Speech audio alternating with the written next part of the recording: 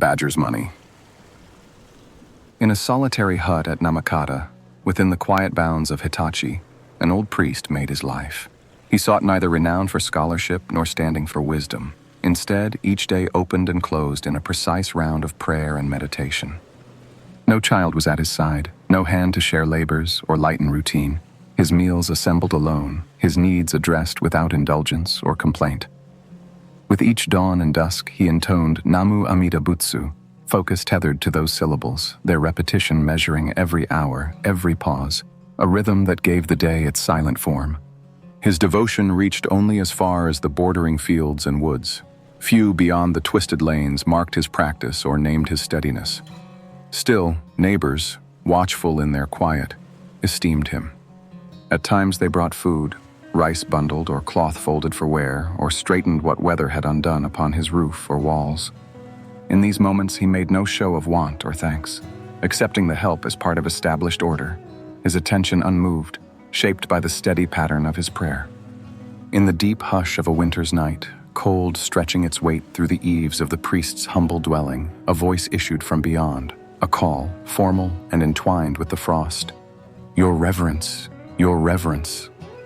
Roused from his meditation, the priest left the warmth within to meet the frigid dark, expecting neither visitor nor disturbance, only to find before him an old badger, upright in the snow-laden air. Where many might have paused in alarm, the priest's calm was unwavering. He inquired simply and steadily after the creature's intent. The badger bowed with careful respect, his motions slowed by the cold, and spoke. "Long have I made my home among the mountain rocks, untouched by winter's severity. But age now presses, and tonight's cold exceeds my endurance. I ask with humility the comfort of your fire, permission to warm myself, that I might survive this bitter night." The priest listened, not with fear, but with attentive pity rising to the need. He answered gently, "That is a small request. Enter and warm yourself. The hearth belongs as much to the suffering as to me." Welcomed within, the badger settled by the hearth, the sharp fatigue in his limbs easing under the warmth. The priest sat nearby, beads in hand, prayer returning quietly with the bell's measured tone and the steady pulse of breath. Firelight extended in a gentle rhythm, undisturbed save for the shifting coals.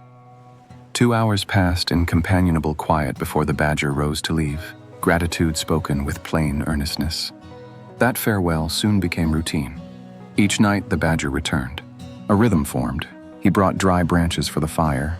The priest, grown accustomed, embraced the ease in their nightly exchange. The custom became steady enough that absence registered at once. When night deepened without the badger's arrival, the priest found his thoughts circling the reason for silence. Winter at last gave way to spring.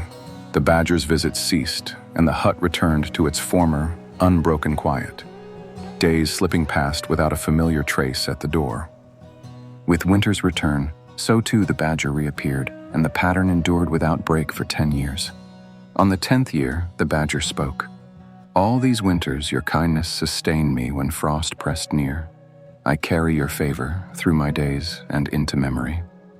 Tell me, for your gift, is there aught I might do in return?" The priest received the badger's words with a measured smile, and his reply, steady and precise, held humility and clarity in equal part. "Being as I am, I have no desires and no wishes. Your intentions, I know, are kind, but there is nothing I can ask of you. Let your mind rest on other matters. For as long as my days continue, even in the winter's cold, you are welcome here." The badger heard this, admiration stirring briefly for the old man's unyielding generosity. Yet beneath that, a muted restlessness endured. The badger, grateful, could find no path to true repayment, the sense of debt settling into an uneasy pause. Their conversations traced this subject more than once, shaped by ritual repetition and earnestness. At last, the priest, attentive to the badger's persistent goodwill, spoke again. "Having shaven my head and left behind worldly pleasure, no personal desire stirs within me. And yet I will admit, I would like to have 3 rios in gold. The villagers provide my food and clothing in every season. leaving me free from worry over daily needs. If death comes tomorrow, these same good people have promised to gather and see my body to rest. He continued, voice composed, directly articulated. So I have little cause to wish for money, yet if 3 rios were given to me, I would bring them to a holy shrine, offering the prayer for my own salvation. Still, these thoughts are idle. I would not gain gold by any unlawful means. It is only because you have shown kindness that I say what rests on my mind. When the priest finished, the badger inclined its head.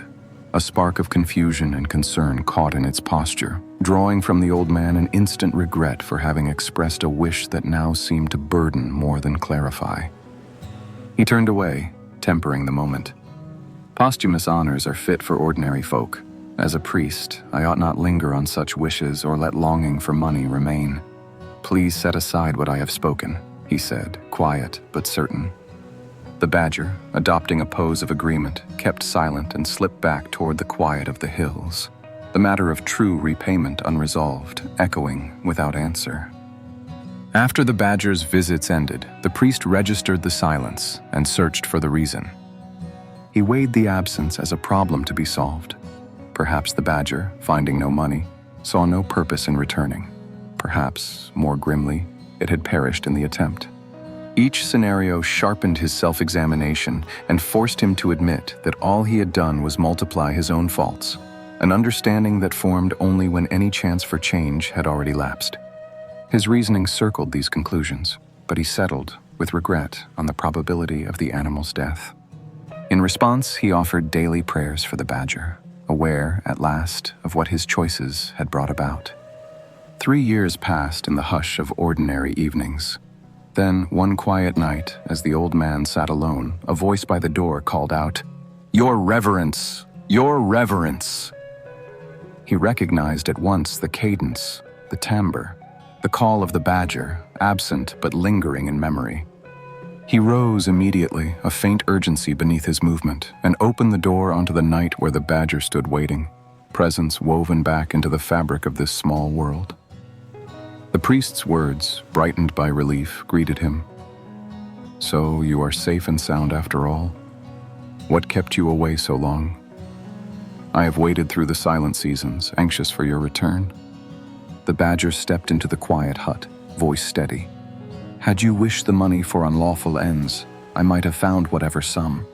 Yet, knowing it was to be laid upon the temple altar for your soul, I could not take what belonged to another, not even for a holy cause. Instead, I journeyed to Sado, gathering disowned sand and earth left behind by miners.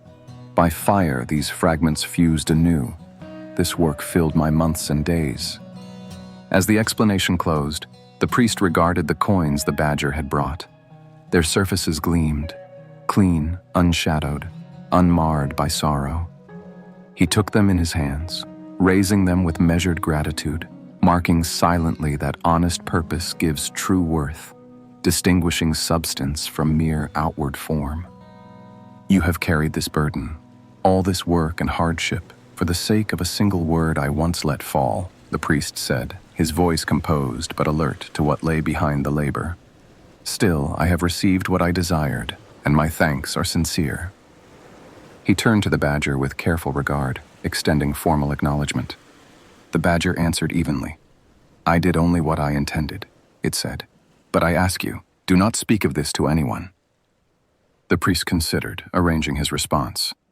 "I cannot keep silent," he answered. "If I conceal the money in my plain hut, thieves may come. My only choices are to entrust it to another, or to bring it straight to the temple. Either way, when a poor priest holds such wealth, questions will rise, and I must answer how it came to me. But I will never reveal your presence. I will tell them the benefactor has vanished, so no one will know. In winter, as ever, you may return and find shelter here." The badger inclined its head in silent assent. So it continued.